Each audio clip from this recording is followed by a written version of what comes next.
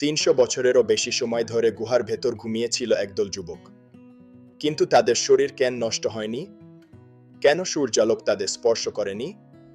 কি ছিল এই অলৌকিক রহস্যে? পবিত্র কুরআনে বর্ণিত হয়েছে আসহাবে কাহাফ বা গুহাবাসীদের কথা।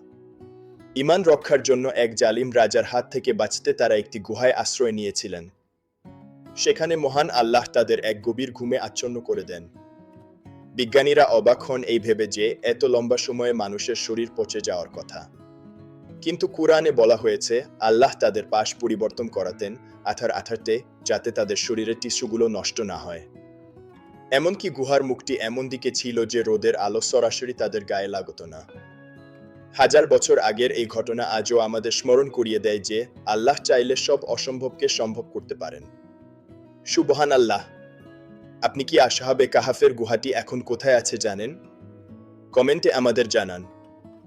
এমন আরও ইসলামিক রহস্য এবং অজানা তথ্য জানতে আমাদের চ্যানেলটি সাবস্ক্রাইব করে পাশেই থাকুন।